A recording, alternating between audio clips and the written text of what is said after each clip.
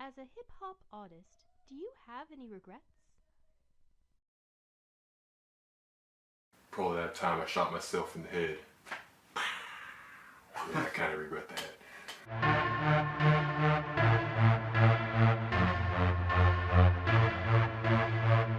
Hey Makilla, I just met this hot babe, and I really like her. What's the best way for me to show this dame that I think she's really fine? Man, you come to the right place. I know just the thing. So you met a fine honey while you danced at the club. Then you two hit it off and you're a number one thug. Texting back and forth because this girl is the best. And in the middle of the night she sends a pic of her breast. Damn little player, she must think you're a hunk. I guess that means you gotta send a pic of your junk. Trust me, little shorty girl will think this is sick. So pull down your pants and send that girl a fucking dick. If your girl's eating breakfast, boom, send a dick pic. Is your girl stuck in traffic? Boom, send a dick. Is she at church with her parents? Boom, send a dick pic. Just whip out that big dick and send that girl a dick pic. Damn Makilla, you were right. This is working like a charm. But is there such thing as too many lewd pictures? How do I know when to stop? Dude, you're asking way too many questions. Just shut up and listen. So trust me, it'll always be an appropriate time to show a girl your penis at the drop of a dime. I've got unlimited data and have nothing to do. So here's 167 pictures for you. If your girl is overwhelmed and she wants to break up, that don't mean a single thing, so player, don't let up. Just keep on sending pictures till their phone explodes. One day she'll be thankful for that buttload of Joes. If your girl's on the toilet, boom, send a dick pic. If your girl's at a funeral, boom, send a dick pic. Important meeting at work, boom, send a dick pic. Just whip out your big dick and Snapchat to a dick pic. Did your girl block your number? Boom, send more dick pics. Did your girl say she hates you? Boom, another dick pic. How about a restraining order? Boom, secret dick pic. She's never gonna say it, but she loves that big dick. Okay, seriously. It was cute at first, but you need to knock it off right now. Are you fucking listening to me? I said stop, or I'm gonna call the cops. The story of Come On Guys is one that will be told by generations. Our two main characters found themselves at a crossroads in their lives when the idea for the album was conceived. One had moved clear across the country to leave behind the life he had come to know. So I just jumped in the car, headed to Florida with two hot chicks. The other had seemingly ended his own life after being beaten in an amateur rap battle on a fledgling podcast over Skype. All I remember is giving a victory speech and then a lot of pain. The story of Chandler Makilla Buchanan and Seymour Rainbow Sprinkle Donovan started in the summer of 2013 when Buchanan found his future counterpart walking down La Cadena Drive in Colton, California. I just saw this dude looking mad gangster and shit, rocking this giant ass scrotum, and I knew he was the one. I mean, the one for my rap crew. A rare case of scrotal lymphedema caught the eye of Buchanan, and a connection was made. The two went straight to a local alley after about 30 minutes, and they started to record their debut self-titled album, which was released in the spring of 2014. Instant success was what they believed happened. Legions of fans would hear the tracks, though they would always keep their opinions to themselves, perhaps due to fear of the dangerous duo.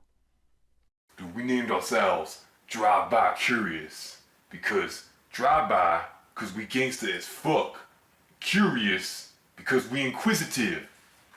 Dude, why the fuck you laughing? Rumors about the pun derivative of their name began to circle around the trash fire community of homeless the two lived near in the Santa Ana riverbed under the 10 freeway. However, their dreams of making it to the big time would not be stopped. They created songs about what they knew and what they loved. You know, at that time, Nut That Pussy was a very important song for me, man.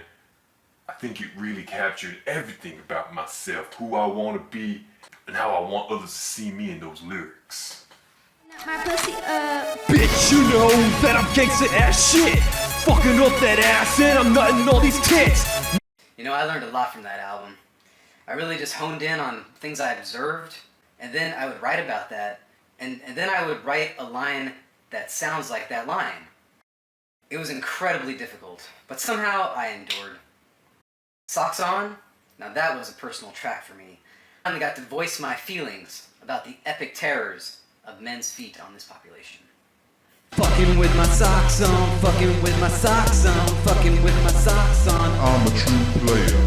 Fucking with my socks on, fucking with my socks on, fucking with my socks on. I'm a white cotton layer. After assembling our entourage, our first stop was the Skinny with Mike and Adam podcast studio. The #1 podcast in the nation. Motherfucker, at that time, they had like 56 million likes on Facebook or some shit. You know, we drew all guns, and they obliged to play our music and pay our living expenses for the next few months, man. Motherfucker, we hit the big time. The drugs were flowing. The alcohol, the masculine women. Makilla thought that the good times would never end. And I kept on telling him, we need income. He just kept on making me go back to my cage and make me paint these nude portraits of him. Then in July of 2014, an epic rap battle was scheduled through the now defunct Podbender network. After much Facebook trash talking, Makilla was challenged by an up-and-coming Big Lots sales associate and gangster rapper, one The D, straight out of Gardner, Massachusetts. Yo, check. Check it, what? Was that podcast episode like their 100th episode or some shit? I mean, for a podcast that mostly talks about pussy metalcore shit, it doesn't seem like the right place to be hyping a rap battle. But Makilla thought it was his ticket to the big time in front of some sort of national audience or something like that. What Makilla did not realize was that this podcast only had 56 likes, and sure, the audience was national, though it was about 10 to 15 people throughout the nation. Worldwide, son. The rap battle started off great. Dude, I was flowing, and I was rolling, and I was knocking that fool on his ass. To let you know, even your mama thinks I'm fine. I'm a be your new stepfather. I know you sound astounded. You watch your fucking mouth, boy, you gonna get grounded. So it's time to end this game, and the end is just the same. So go ahead and kill yourself, cause no one know your name, bitch! Next thing I know, I'm walking up to some parade float, being filleted by 2 men. Women. Excuse me. I don't remember how it ended, but it ended up pretty good for me, man. The actual story was quite different. So get back on the saddle before I slaughter you like cattle. Beat you in this game, don't run and tattle. I'm sick of your psychobabble, or all I've done is dazzle. I'ma smack you so hard, you'll land in Seattle. Well shit, at least you'll finally get to travel. Makilla doesn't want to admit this, but he lost that battle. He got his feelings hurt in the meantime.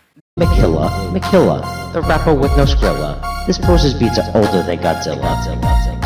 So good tough game, as he pursues his fame. He's nutting in some dudes and trying to hide his shame. That's when the rap battle took a darker tone. Phony, a fake, a motherfucking fraud. I'm not a fucking gangster, I am just a mirage. The reference to Makilla's sexuality made Makilla have a come-to-Jesus moment. My rhymes sucky, all I do is talk shit. Nobody wants to hear about me talking about my dick. Then he pulls out this fucking gun, and he just fucking shot himself in the head. There was blood, brains, just chaos. And that podcast guy, he had a baby in there, and that baby was just laughing the whole time. It was nuts. The world needs one less ghetto fuck. Straight up douchebag to seize that schmuck. I'ma take this gun and shoot myself in the head. Click, click, bang, bang, motherfucker is dead.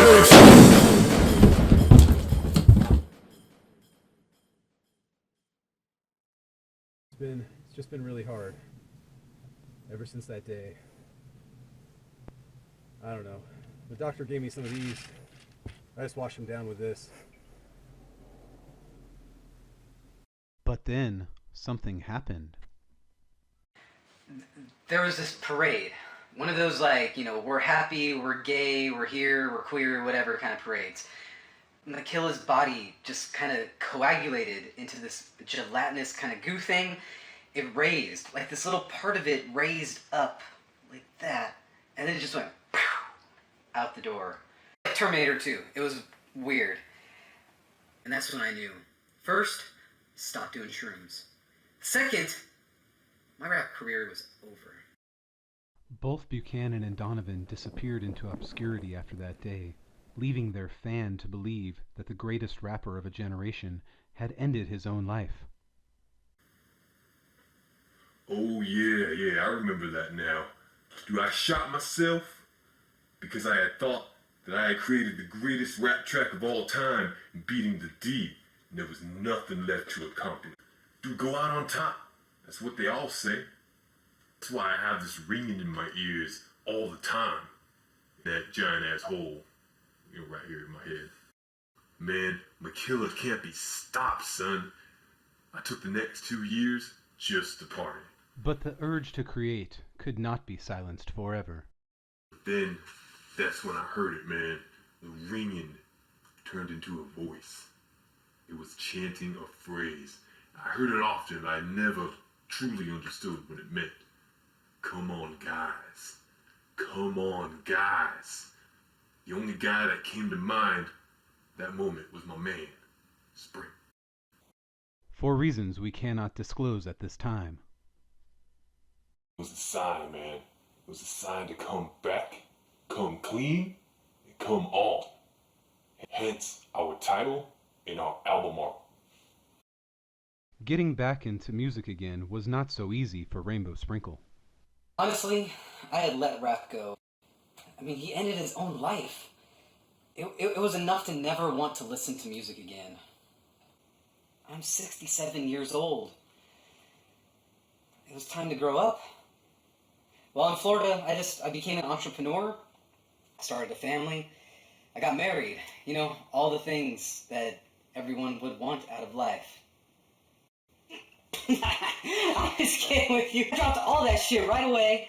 Makilla showed up at my door. We just took off, we reminisced, and we headed back to Colton. We knew that was where the magic was going to happen. Meeting up again in the fall of 2015, the duo began working on their follow-up album out of the same alley in Colton that had brought them such magic 2 years before. Though this time, there was no drugs and no sex, only music. Tons of drugs, tons of sex. This album didn't feel rushed. It wasn't like going to the alley, bang it out for 30 minutes, and then you start working on an album. We took our time. We finessed this one. We got personal. I delved into my own frustrations, just kind of where I was in life. Makilla talked about how he learned to use the internet. I just wanted to catch the fans up on where we had been and just everything that had gone on over the last 2 years, you know? Ultimately, but what made us do this in the first place. I went out on a limb to talk about my background on the track Adversity. When I was little, growing up on the mean streets of Greenwich, Connecticut, my mom made a lot of money. She worked nights and often came home smelling like a crack and other people's sweat. My dad was never around. When I asked my mom about him, she would just stare out the window like something from a war movie. And she would say to me, the needs of the one would always outweigh the needs of the many. My childhood was plagued for being too affluent and too stable, not ghetto enough. Home was no walk in the park either. Motherfucker, we only had like 4 maids in the house. Can you believe that shit? 4! I remember that bitch Consuelo would vacuum outside my fucking room at like 2 o'clock in the motherfucking afternoon. What the fuck, man? Can a motherfucker get 17 hours of sleep? It really hurts my feelings, yo. When will those 99%ers realize that the other 1% have problems too? Adversity. Shit, man. Bringing in a guest artist on a track was something Makilla strongly advocated for. I can't sleep, I can't dream. When these visions of my past, they haunt me. It's like my soul and Makilla's soul are somehow the same. We have both lived lives. We have both saved lives. It's almost as if we have the same life. Rainbow Sprinkle also got personal about his background on his track Special Little Boy. You know, my gender identity has always been something of a confusion to me, and I just really needed to get personal on some of these tracks. Told me she always wanted a girl. I ripped up her insides coming into this world. Started dressing me in purple and pink. When I got to middle school, girlier than a twink. And my upbringing was weird. I felt like everything about me was just there was something off. Even before my scrotal lymphedema, there was always something wrong. And I think it came across in that truck. Had to question what did that mean. We'd be living all these years with a good friend Gene. I always thought Gene was kind of big for a lady, and now I come to find out that Gene was my daddy. Rainbow Sprinkle had surgery on his scrotum and received his self-described average balls after his Obamacare kicked in late 2014. He has fathered 4 children since the surgery and has no plans of returning to them. Sometimes you just gotta make a choice. That is all. And so the saga of Drive-By Curious continues. The journey of 2 men in Colton, California, trying to make it in an already saturated market of overly hyped egos, glorifying a lifestyle that has already been glamorized and exploited for financial gain for the past 30 years. Though if the album art says anything, it's that these 2 will be staying clean for a long time to come. Come On Guys was released on September 11th, 2016. My favorite date. Reviews for the album have been overwhelmingly positive, gaining a 3 out of 3 score by both Facebook and Reddit users. I cannot be happier about the reaction to this album. This is real, this is raw, this is Colton, and this is us. It's everything about who I am as a whole, even though I have a whole. It's also about the people that helped make it. Sprink and I may have recorded the thing, but we were inspired by so much of what life's going on around us. The 2 of us weren't the only ones contributing to the album. Community made this album. This nation made this album. You made this album. I made Come On Guys. I made Come On Guys. I made Come On Guys. I made Come On Guys. Ride, run on rise.